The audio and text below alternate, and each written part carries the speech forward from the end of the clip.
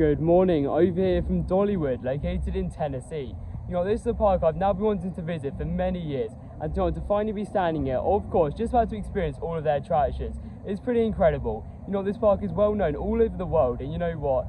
It honestly just looks amazing. Of course, the theming looks to be at the top of its class most. I mean, even Universal or maybe even Disney level. And you know what? The attractions as well just look incredible. Of course, this park's got so many great coasters. Oh, well, I mean, it looks like it anyway. Of course, with Lightning Rod, the RMC coaster, and you know what? It looks phenomenal. Along with Thunderhead, Wild Eagle, and so much more.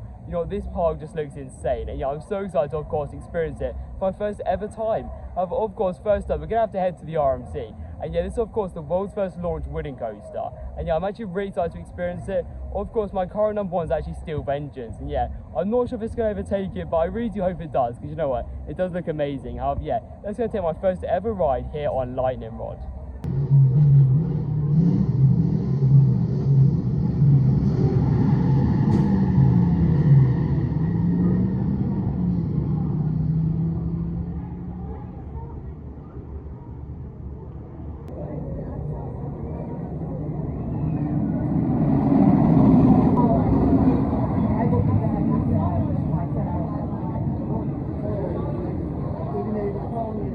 Okay, so we've just taken our first ever ride there on Lightning Rod, and you know what, that was a little bit underwhelming. The theming for starters is actually pretty cool though, and you know what, I definitely think that's a strong point of the coaster.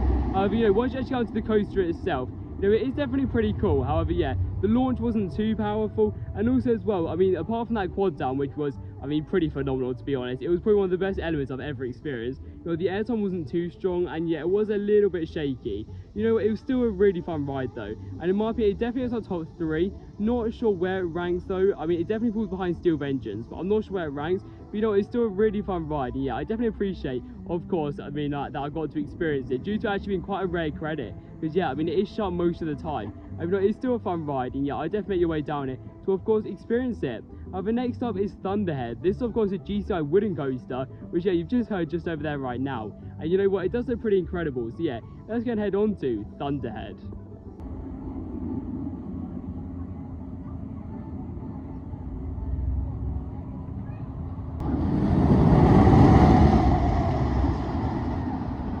So we've just taken a ride over there on Thunderhead, and you know what, wow, that coaster was phenomenal. As you're going to be able to see in a minute with the coaster flying around the track, you know what, that was just insane. Honestly, the air turbos on that coaster were some of the best at this park. Honestly, that coaster was amazing. And also as well, as you can see right now,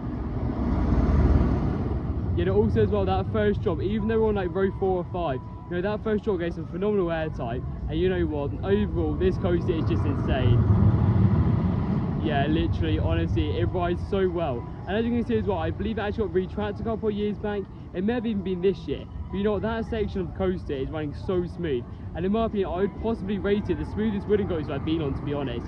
That was great. And I definitely recommend a ride over there on Thunderhead. Next up is Whistle Punk Chaser, I think it's called. Something like that. Of course, it's their junior coaster at the park. But we've got to get the credits. So let's go and get on to, of course, the park's junior coaster.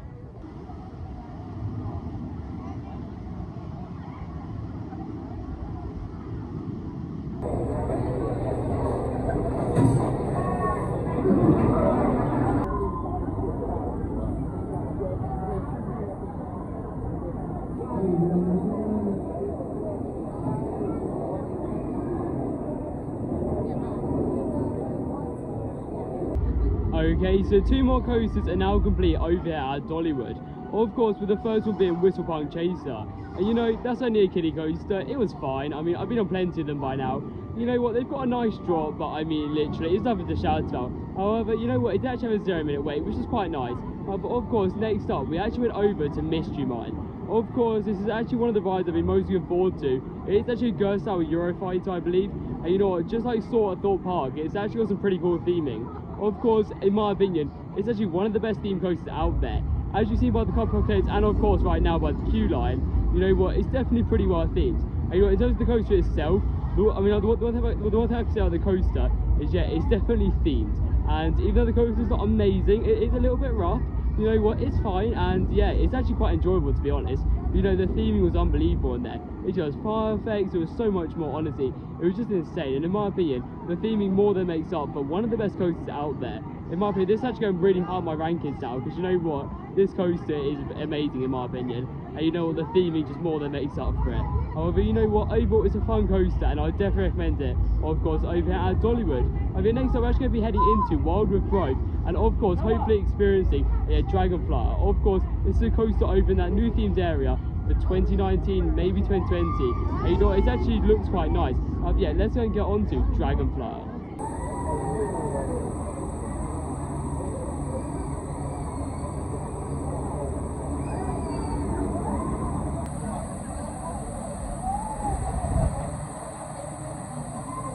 You know what, Dragonflyer is actually one of my favourite coasters here at Dollywood.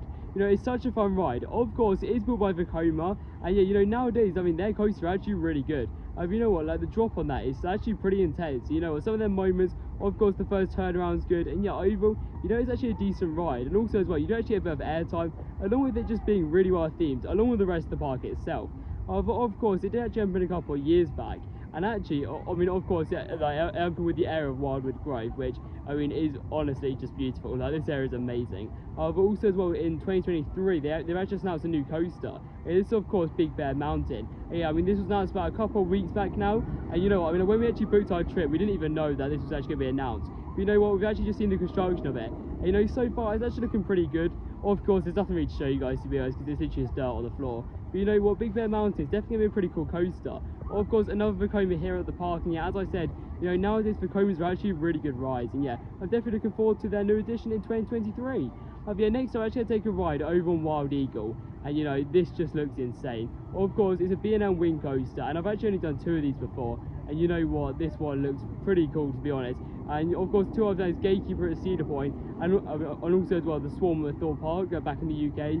And you know what, in my opinion, this one definitely looks the best out of them 3. But also as well, I know the other ones in China which do look a lot better than this, but you know what, the setting for this could make it one of the best B&M wing coasters out there. Yeah, without any further ado, let's get straight on to Wild Eagle.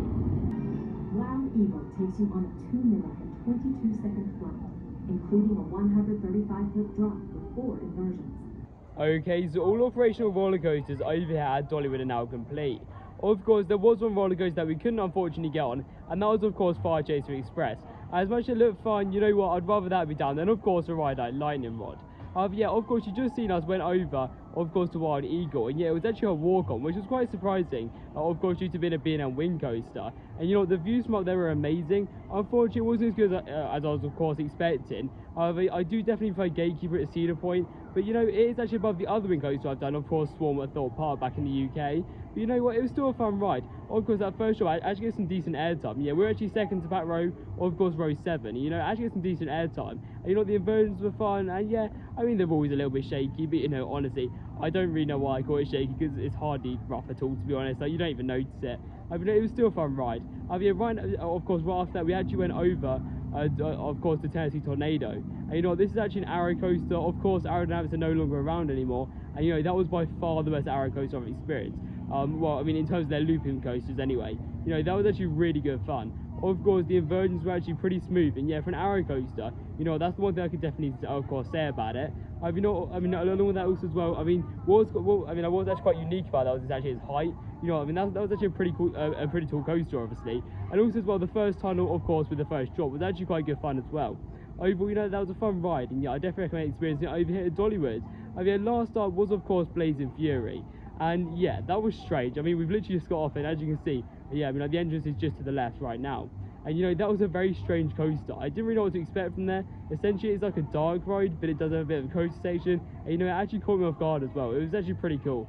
You know, but something else to point out as well, I mean, like, just like most coasters here, it was actually relatively smooth. So yeah, that was definitely a good thing to see, to be honest. You know, the theming was actually quite nice in there, and it's probably an older attraction in the park. I'm not sure when it opened, but yeah, it definitely looked quite old at the park. But yeah, I believe they've maintained it well. But of course, now we've now finished all the coasters over here at the park. So yeah, we're now going to take a look around the park, maybe do the rapids, maybe do the log flume, and yeah, possibly even head on the trains. Yeah, let's just go and head around, and yeah, just see what else there is to do over at Dollywood.